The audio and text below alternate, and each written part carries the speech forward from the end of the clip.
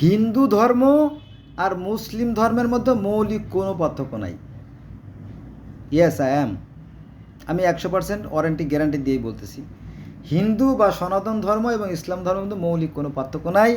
তার প্রমাণ হচ্ছে যে মনে করেন যে এই যে ইসলাম ধর্ম 5টা ভিত্তির উপর প্রতিষ্ঠিত। কটা ভিত্তি? 5টা ভিত্তির উপর প্রতিষ্ঠিত। এই 5টা ভিত্তি থেকে আমি আপনাকে 10টা ভিত্তি দেখাই দেব। ভিত্তি, ফেন্স, বেড়া এবং বাউন্ডারি, খুঁটা সব দেখাই দেব। হ্যাঁ, আমার সাথে থাকবেন, ভালো লাগবে, অবশ্যই ভালো লাগবে, কারণ আমি গোটা পৃথিবীর বিভিন্ন ধরনের ছাত্র।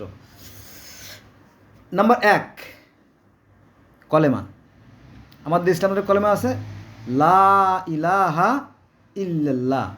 লা মানে নাই, ইলাহা মানে সৃষ্টিকর্তা, ইল্লাল্লাহ আল্লাহ ছাড়া। আল্লাহ ছাড়া কোনো সৃষ্টিকর্তা নাই, তিনি এক এবং অদ্বিতীয়, তিনি মাত্র একজন, অনলি ওয়ান পারসন, তাই না? তো ওই একই কথা আছে সনাতন ধর্মে। ব্রহ্মা একং, ব্রহ্মা মানে সৃষ্টিকর্তা, একং মানে একই, দ্বিতীয় নাস্তি, দ্বিতীয় কেউ নাই। বোঝা গেছে? একই অর্থ কলেমা। কলেমা তাহলে কলেমা পেয়ে গেলাম আমরা। কলেমা, নামাজ। আমরা মুসলমানরা 5 ওয়াক্ত নামাজ পড়ি না? 5 ওয়াক্ত নামাজ পড়ি। নামাজ অর্থ কি? নামাজ শব্দের অর্থ জানেন? জানেন না তো, কিন্তু নাম হয়েছে মুসলমান। নামাজ শব্দের অর্থ হচ্ছে স্মরণ, সংযোগ বা যোগাযোগ। ওই যে আসসালাতু মিরাজুল মুমিনিন, তাই না? নামাজ হচ্ছে মুমিনের মিরাজ, অর্থাৎ যায় নামাজ দাঁড়ায় আমরা আল্লাহর সাথে কথা বলি, ঠিক কি না? আল্লাহর সাথে কথা বলি না? 100% ঠিক। ঠিক সেরকমটি সনাতন বা হিন্দু ধর্মেও কিন্তু 5 ওয়াক্ত নামাজ আছে। এই মিয়া, এটি গাঁজা ঘড়ি কথা কন না, গাঁজা আমি খাই না ভাই, গাঁজা। হ্যাঁ, তো আমি বলে দিচ্ছি, আপনারা একটু ধৈর্য ধরেন। এটা হচ্ছে আপনার পঞ্চ মহাযজ্ঞ। পঞ্চ মানে 5, মুহা মানে বিশাল, যজ্ঞ মানে কি? নামাজ, আরাধনা, প্রার্থনা, প্রেয়ার। বুঝা গেছে? এটি কিভাবে হয়? সকালবেলা ঘুম থেকে ওঠার পরে এ হরি, হরি মানে কি? হরি শব্দের তো নিরাকার ঈশ্বর, অদৃশ্য সৃষ্টিকর্তা। আপনি বিছনার থেকে উঠছেন না ওঠেন নাই, নাকি বিছনা পড়ে প্রস্রাব করে দিচ্ছেন নাকি আল্লাহ জানে? জানে না। আপনি ঘুম থেকে উঠে বলেন হে ভগবান, হে ঈশ্বর, হে হরি, তুমি আমার দিনটা ভালো কাটাইও। ঠিক আছে? হাত মুখ ধুয়ে অজু গোসল মানে পাক পবিত্র হয়ে একটু, তাই না, সৃষ্টিকর্তার কাছে একটু প্রশংসা করলেন। তারপরে দুপুরবেলা যখন কাজ শেষ করে বাসায় পৌঁছলেন, খাওয়া দাওয়ার সময়, তাই না, আর একটু শুক্রিয়া। সন্ধ্যার সময় একটু শুক্রিয়া, যখন সূর্য ডুবে যায়, আর রাতে ঘুমানোর আগে, তাই না, একটু শুক্রিয়া। এইভাবে 5 বার বলা আছে। কোথায় আছে? সনাতন ধর্মে। কীভাবে বলা আছে? বেদে কীভাবে বলা আছে জানেন? আমি বারবার বলছি, যদিও বিরক্ত হবেন না। হে বিশ্ব ব্রহ্মাণ্ডের পরিচালক, এরম কথা আছে বেদে। তারপরে হে পৃথিবীর অধিপতি, হে পৃথিবীর অধিপতি শব্দটা আছে কিন্তু বেদে। বেদে হে পৃথিবীর অধিপতি শব্দটা আছে, আমার অন্য ভিডিও দেখলে দেখবেন যে তুমি আমাকে ধন দাও, অর্থ দাও, পুত্র সন্তান দাও, চাল দাও, ডাল দাও, নুল দাও, তাল দাও, আক্কেল দাও, জ্ঞান দাও, বুদ্ধি দাও, সব কিছু দাও, সুস্থতা দাও, সম্পদ দাও, ইত্যাদি ইত্যাদি, সব দাও দাও দাও দাও। হ্যাঁ, ঠিকই তো বলছে, কারণ সব কিছুর ভাণ্ডার তো তার কাছে, তার কাছে সব কিছুর ভাণ্ডার, তার কাছে তো আমরা চাইবো, তো ঠিকই তো আছে। বোঝা গেছে? তাহলে কলেমা হিন্দু ধর্মেও আছে, কলেমা ইসলাম ধর্মে আছে। নামাজ হিন্দু ধর্মেও আছে 5 ওয়াক্ত, আর ইসলাম ধর্মে আছে। নামাজ শব্দের অর্থ স্মরণ করা বা সংযোগ বা যোগাযোগ, কার সাথে? সেই সৃষ্টিকর্তার সাথে। তো এই 5 বার পঞ্চ মহাযজ্ঞ মানে কি? তা আরাধনা করা, ধ্যান করা, তপস্যা করা, ওম নাম জপ করা। বোঝা গেছে? এইটা জানে না, এক দেশের গালি এক দেশের বলি। এটা না জানার কারণে, এই অজ্ঞতার কারণে, এই সীমাবদ্ধতার কারণে, এই আনননের কারণে মানুষের সাথে মানুষের বিভেদ সৃষ্টি। বোঝা গেছে? বোঝা গেছে? আজ থেকে আমরা ধর্মের বাড়াবাড়ি করব না। আমি বিভিন্ন ধর্মের ছাত্র, আপনাদের আমি অনুরোধ করছি, অকালে কোনো প্রাণ হরণ করবেন না, তাহলে ক্ষমা পাবেন না। তাহলে কলেমা, নামাজ গেলে বা রোজা। আমরা মুসলমানরা মানে প্রত্যুষে মানে খুব ভোরবেলা, অর্থাৎ সূর্য ওঠার আগে খাওয়া দাওয়া করি, সারাদিন পানাহার থেকে বিরত রেখে সন্ধ্যার পরে আমরা আজান দিলে খাই। হিন্দু ধর্মে ওই same to same, there is no difference, there is no little difference আর কি, বিন্দু মাত্র নাই। তারাও সেই সারাদিন উপবাস থাকে সেই সৃষ্টিকর্তার সন্তুষ্ট লাভের উদ্দেশ্যে। কোনো কোনো হুজুর বলে যে ওরা ফল খায় পানি খায়। আরে বাবা, ফল খায় পানি খায় তারা তো যারা অসুস্থ, যারা মুমূর্ষু তাদের জন্য। এই হুজুররা বা ধর্মগুলো দেখবেন নেগেটিভ, মানে সব ধর্মের কথা বলতেছি আমি, যে তারা কিন্তু আর এক ধর্মের নেগেটিভ বিষয়গুলো তুলে ধরে, বুঝছেন? এই ধোঁকায় আপনারা পড়বেন না, আপনারা ধর্মগ্রন্থ জেনে ধোঁকায় পড়বেন না, ঠিক আছে? আমাদের ইসলাম ধর্মে আছে যারা দুর্বল, যারা অসহায়, যাদের সামর্থ্য নাই, তারা যদি গরিব মিসকিন ভিক্ষুকে খাওয়ায় তাহলে ওই যে রোজা, ওই রোজার সমপরিমাণ সওয়াব সে পেয়ে যাবে। বোঝা গেছে? আর হিন্দুরা মূলত ওই ফল খায় না। এটা আলেমরা ধোঁকা দেয় এবং অন্য ধর্মের প্রতি বিদ্বেষ, ঘৃণা সৃষ্টি করে। বুঝা গেছে? ওরা আমরা যেমন মাগরিবের আজান দেওয়ার সাথে খেয়ে ফেলাই না, ওরা আরও লম্বা সময় পরে ওরা খায়। বুঝা গেছে? ওদের সনাতন ধর্মটা আরও মানে ওরা আরও বেশি শক্ত। মাইন্ড করবেন না প্লিজ। বোঝা গেছে? এই জন্য ধর্ম নিয়ে ধোঁকাবাজিটা আমার পছন্দ না। এজন্য আমি পৃথিবীর বিভিন্ন ধর্ম নিয়ে জানার চেষ্টা করছি, আর আপনাদেরকে আমি জানাচ্ছি। তাহলে কলেমা গেল, নামাজ গেল, রোজা গেল, তাই না? এবার হজ। আরে বাবা, এই যে হজ, আমরা যে মুসলমানরা যেখানে হজ করতে যাই, এখানে তো হিন্দুরাই হজ করতে যেত। গোটা বিশ্বের এটাতে আন্তর্জাতিক মানে একটা মেলা ছিল। কী ছিল? ইন্টারন্যাশনাল ফেয়ার, আন্তর্জাতিক মানের একটা মেলা বা আন্তর্জাতিক মানের একটা সম্মেলন ছিল এখানে, হ্যাঁ, আগে। তো এই আন্তর্জাতিক মানের এই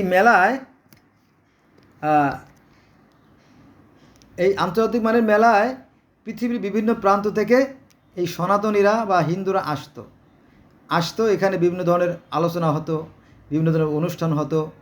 তারপরে তারা কী করতো জানেন? তারা আপনার ওই এই আমাদের ইসলাম ধর্মের মতোই তারা ওই কাবা গৃহের চারদিকে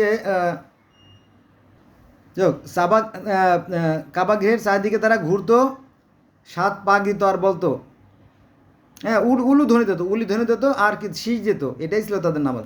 এই যে তারা হিন্দুদের যে নামাজ, এই হিন্দুদেরও নামাজ আছে। এই ব্যাপারে কোরআন শরীফে আয়াতটা কোথায় আমি খুঁজে পাচ্ছি না, আছে। এটা ছিল হিন্দুদের নামাজ, বুঝছেন? তো তারা সেখানে, আমরা যেমন বলি আল্লাহ লাব্বাইক, আল্লাহ লাব্বাইক, হে আল্লাহ আমরা হাজির। তো ওই সেম টু সেম হিন্দুরাও সেরকমই বললো, হে সৃষ্টিকর্তা, আমরা তোমার দরবারে হাজির। এবং আমরা যে বলি দেই, বলি তো দেন, আমরা যে কুরবানি আর তারা দেয় বলি, কাজ কিন্তু একই কাজের 2 নাম। ওই যে এক দেশের গালি আর এক দেশের বলি। ওরা পশু জবাই দিত, পশু জবাই দিয়ে ওই পশুর রক্তটা দেবতার গায়ে ছিটিয়ে দিত, আর আমরা জবাই দিয়ে ওই রক্তটা বালির মধ্যে মিশিয়ে দেই আর মাংসটা আমরা খেয়ে ফেলি। এই পার্থক্য। এই বলিও হতো বা কুরবানিও হতো, তারপরে সেই 7 পাকও হতো, তারপরে যে মাথা মুন্ডনের যে পদ্ধতি সেগুলো করা হতো, হ্যাঁ, সব একই নিয়ম ছিল। এবং এই যে সাফা মারোয়া দৌড়াদৌড়ি, এই সাফা এবং মারোয়া 2টি শব্দ, জানেন তো? এখানে একজন নারী আর একজন পুরুষ, একজোড়া প্রেমিকার মূর্তি ছিল। এই বিষয়গুলো আমাদের ধর্মগুলো আমাদেরকে জানতে দেয় না। কেন দেয় না আমি জানি না, আমার জানার বিষয় না, কিন্তু আমি জানি, আমি যেহেতু বিভিন্ন ধরনের ছাত্র। তো ওই একই নিয়ম, একই পদ্ধতি, সবই একই ছিল। আর এই যে মক্কার মসজিদ, এই মক্কা ছিল না, এটা ছিল মক্কেশ্বর মন্দির। মতেও মন্দিরও ম লাগে আর মসজিদও ম লাগে। বোঝা গেছে? আর মক্কা তো মক্কা বা মক্কেশ্বরও ম লাগে, মক্কাও ম লাগে, আর মসজিদও ম লাগে, মন্দিরও ম লাগে, সব একই। আল্লাহ তার আল্লাহ একই জিনিস। একটু ঘুরাইয়া ফিরাইয়া এই চলছে বাণিজ্য, আর কিছু না।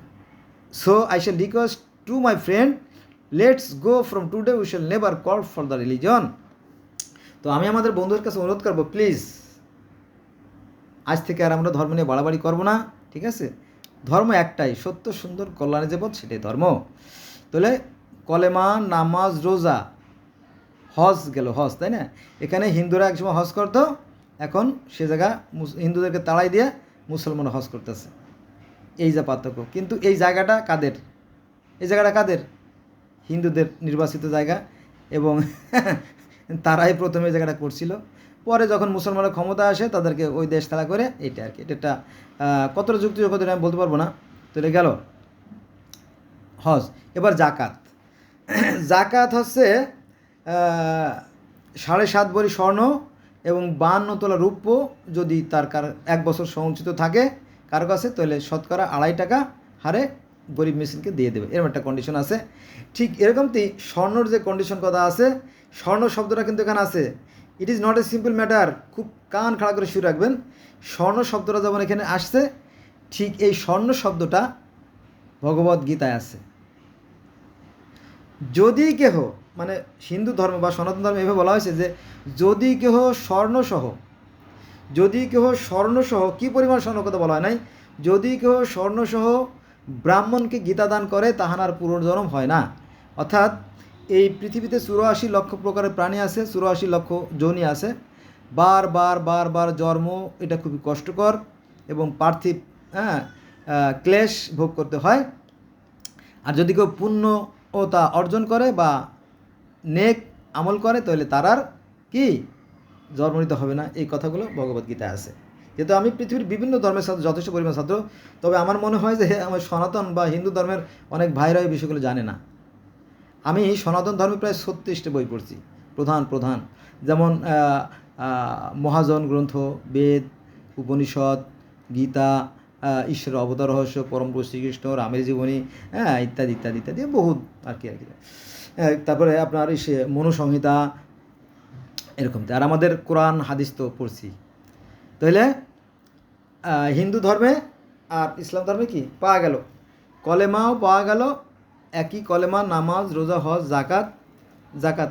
আমরা মুসলমানের জাকাত দেই 2.5 টাকা হারে, আর হিন্দুরা কী করে? ওই দান খয়রাতের কথা বলা আছে যে কেউ যদি বিপদে পড়ে তাকে সাহায্য করা পরম এবং চরম পুণ্যের কাজ। বোঝা গেছে? যারা পুণ্যবান তারা যাবে স্বর্গে, আর যারা যারা পাপী তারা যাবে নরকে। এবার মোস্ট ইম্পর্ট্যান্ট কয়েকটা পয়েন্ট আছে, যেমন তার ভিতরে একটা হচ্ছে Miraj. Miraj is a not a simple matter. Miraj, আমাদের নবী মুহাম্মদ সাল্লাল্লাহু আলাইহি ওয়াসাল্লাম মিরাজে গেছেন না? তো হিন্দুদেরও যারা ব্রহ্মচারী, যারা পুরোহিত, ধর্মগুরু, তারাও কিন্তু আগেকার দিনে প্রায় স্বর্গে যেতেন এবং ঈশ্বরের সাথে, অর্থাৎ সেই হরির সাথে, ভগবানের সাথে দেখা সাক্ষাৎ করতেন। বোঝা গেছে? এই কাহিনীটা আপনারা পাবেন নরসিংহ যে কাহিনী আছে সেইটায়, অথবা মনুর কাহিনীতে পাবেন, অথবা হিরণ্যক্ষ ও হিরণ্যকশিপুর কাহিনীতে পাবেন, অথবা প্রহ্লাদ মহাজনের যে কাহিনী আছে, প্রহ্লাদ মহাজন দেবরাতে সেই নিরাকার শরীর কথা বলতো, এই কাহিনীগুলো আপনারা পাবেন। কারণ হিন্দু ধর্মটা খুব ভেঙে ভেঙে বিচিত্র রকম হয়ে গেছে আর কি, এই জন্য এটা বোঝাটা বেশ কঠিন, সবাই সব কিছু জানে না। তো সেখানে সেই কথা বলা আছে, সেই মিরাজের কাহিনী আছে। সেই মিরাজের কাহিনীতে স্বর্গের যে দ্বার রক্ষক ছিল 2 ভাই, জয় এবং বিজয়, তারা একটু বেয়াদবি করে, পরে তারা মনুষ্যকুলে জন্ম নেয় হিরণ্যকশিপু হিসেবে। পরে এই হিরণ্যকশিপুর ঘরেই জন্ম নেয় এই প্রহ্লাদ মহাজন, যেই প্রহ্লাদ দিবারাত্রি নিরাকার আল্লাহ বা সেই হরি শব্দ হতো আল্লাহ, নিরাকার অদৃশ্য আল্লাহর কথা বলতো। বোঝা গেছে? এবং এগুলো ছাড়াও 2টো কথা আছে হিন্দু ধর্মে, সেটা হচ্ছে সাকার আর নিরাকার। সাকার শব্দ মানে কি? সাকার মানে আকৃতিও আছে, আর নিরাকার মানে অদৃশ্য আছে। আর এই 2টো শব্দ আবার কোরআনও আছে, অর্থাৎ বেদে যে 2টো শব্দ আছে সেই শব্দগুলো কোরআনও আছে। সাকার মানে আকারযুক্ত, অর্থাৎ আকার আছে বলেই কিন্তু মানে সপ্তম আকাশে নূরের সিংহাসনে বসে আছেন। আকার না থাকলে তো তিনি সিংহাসনের দরকার ছিল না, তাই না? আচ্ছা, তিনি নিরাকার মানে তিনি সর্বত্র আছেন। আবার ইসলাম ধর্ম সেই একই কথা বলে, কোরআনে বলে। কোরআনে it is not a simple matter. কারণ আমি বিভিন্ন ধর্মের ছাত্র, আপনি যদি গালাগালি করেন তো কিছু আসে যায় না আমার। সেখানে বলা হয়েছে আল জাহের মানে তিনি প্রকাশ্য আছেন, আল বাতেন তিনি গোপনে আছেন। তিনি প্রকাশ্য আছেন বা তিনি সাকার আছেন বলেই তিনি কি সপ্তম আকাশে নূরের সিংহাসনে আছেন, আর তিনি নিরাকার আছেন বলে তিনি সর্বত্র আছেন। মানুষের কল্পের ভিতরে আল্লাহ থাকেন, শাহরগের টেতে নিকটে থাকেন। তুমি যেদিকে তাকাবা সেদিকেই ঈশ্বরের দিক, সেদিকেই আল্লাহ আছে। যদি 2 ব্যক্তি থাকে তাহলে মনে করতে হবে তৃতীয় জন আল্লাহ উপস্থিত আছে, যদি 4 ব্যক্তি থাকে মনে করতে হবে তৃতীয় জন হিসেবে আল্লাহ উপস্থিত আছে, যদি 5 ব্যক্তি থাকে তাহলে ষষ্ঠ জন হিসেবে আল্লাহ উপস্থিত আছে। এরকমটি কোরআনে কিন্তু এভাবে বর্ণনা করা আছে, অর্থাৎ আল্লাহ সর্বোচ্চ বিরাজমানও আছেন, আবার তিনি আকার আছে বলে তিনি কি সিংহাসনে বসা আছেন। বোঝা গেছে? Same, there is no difference to Hindu and Muslim religion. Hindu ধর্ম আর মুসলমান ধর্মের মধ্যে কোনো পার্থক্য নাই, শুধু পার্থক্য করে কারা? এই ধর্মগুরুরা এই পার্থক্য সৃষ্টি করে মারামারি বাধায় মজা লুটে খায়, বুঝলেন না? তাহলে এবার আর একটা মোস্ট ইম্পর্ট্যান্ট কথা বলি, তো ভিডিও অনেক বড় হয়ে যাচ্ছে, 15 মিনিট হয়ে গেছে অলরেডি। সেটা হচ্ছে বৈতরণী নদী আমাদের ইসলাম ধর্মে আছে। কিয়ামতের সময় সেই পুল সুরতের পথ পার হয়ে স্বর্গে যেতে হবে, জান্নাতে যেতে হবে, সেই কাহিনী যেমন আছে এই সেম টু সেম হিন্দু ধর্মে আছে। বৈতরণী নদী অর্থাৎ তপ্ত নদী, সেই নদী পার হতে হবে গরুর লেজ ধরে। যারা পুণ্যবান তারা স্বর্গে চলে যাবে, আর যারা পুণ্যবান না তারা ওই যে মানে সেই তপ্ত নদীতে বা আগুনের সাগরে ঝুলে পড়ে সারখার হয়ে যাবে। ঠিক আছে? এই কথাগুলো ইহুদি ধর্মেও আছে, আবার খ্রিস্টান ধর্মে আছে, আবার পার্সিয়ান ধর্মে আছে। পার্সিয়ান ধর্মে কি বলে জানেন? আমরা যাকে বলে পুলসিরাত বলি, সেটাকে বলে শিম্বত সাঁকো। কত? শিম্বত সাঁকো। তো বন্ধুরা, আমার ভিডিও দেখার জন্য ধন্যবাদ। একটা ভিডিও দিয়ে তো আমি আপনাকে 10টা বা 20টা বা 50টা বা 100টা 200টা 500টা ধর্মের বিষয় জানাতে পারবো না, তাই না? এটা জানতে হলে আপনাকে কয়েকশো বা কয়েক হাজার ভিডিও দেখতে হবে। হ্যাঁ, এক একটা ভিডিওতে এক ধরনের অভিজ্ঞতা সৃষ্টি হবে। তবে আমি আবুল বাশার, আমি প্রায় 30-35, আমার বয়স এখন 52 বছর চলতেছে, 52। আমার এই 52 বছর বয়সের আমি প্রায় 30-35 বছর এই ধর্ম নিয়ে রিসার্চ করে আসছি বন্ধুরা। হ্যাঁ, তারপরও to err is human, মানে ভুল করা মানুষের স্বভাব। আমি দ্রুত কথা বলি আর তড়িঘড়ি কথা বলি। আমার কর্মব্যস্ত আমি কাজে এখন চলে যাব। তো যদি ভুল ভ্রান্তি হয়ে থাকে তাহলে I shall request to you will sacrifice to me. আমার অনুরোধ থাকবে আপনারা আমার ভুল ভ্রান্তিগুলো সুন্দর দৃষ্টি করবেন, ক্ষমা করবেন। আল্লাহ হাফেজ, ভালো থাকবেন।